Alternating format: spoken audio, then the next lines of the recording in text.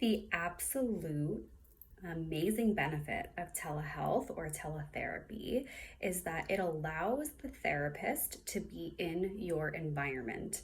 Why is this important? Why is this key? Because in an in-person therapy office, it's typically conversations and discussions about ways to implement behavior modification techniques, recommended coping skills that you can do in the home, environmental adjustments that you can make, lifestyle changes, things like that.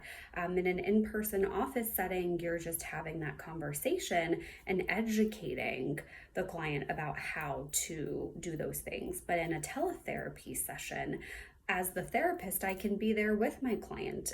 We can walk through whatever that piece of the environment is and actually design and set up you for success by teaching you and how to implement these things, by being right by your side when doing these things. A quick example that comes to mind to help you maybe understand better is I have a teen that was really struggling with test anxiety, super smart, was able to comprehend things, it's time to take the test, totally blanks out.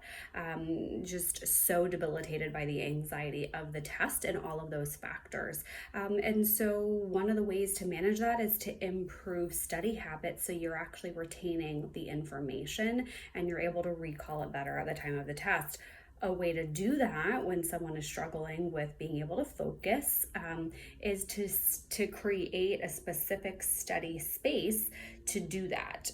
And so you want to create an environment that's free of distractions.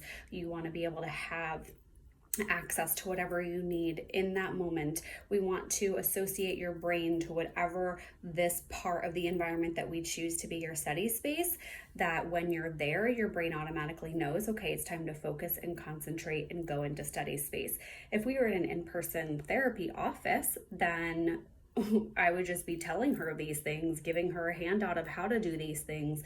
I wouldn't be able to be there with her to say, hey, maybe we move the desk over here because then it's away from your TV. And if you see your TV, you might be inclined to want to watch a TV show. Hey, why don't we, organize all of your things right here so that way it's just easy to grab and you don't have to get up and go get something and then your mind would be distracted elsewhere. So it's really amazing to be able to be there in the environment, in the space with our clients to actually help implement these things.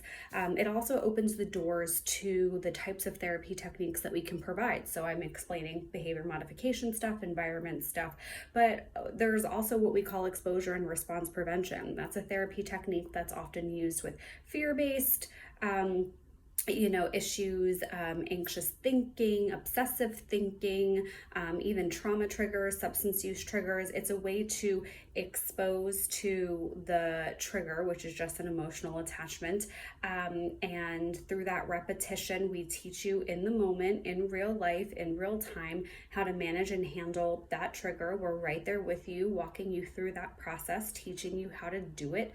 And through that repetition, you actually start becoming desensitized to whatever the trigger is. So these are just amazing things because we're able to be right there with you in your environment, in person with you. Even though it's virtually, we're still in person. We can see you, we can see the environment, we can actually implement these things. Whereas in an in-person therapy office, it's just a conversation and then something that you would have to do on your own. So this is such an amazing benefit, and I don't think clients recognize how much more effective telehealth can be because it opens up and allows us to be able to be in your environment, and it expands the type of therapy techniques that we can actually use, again, in real time, in person with you, and just be there, right there with you on this journey, doing it together.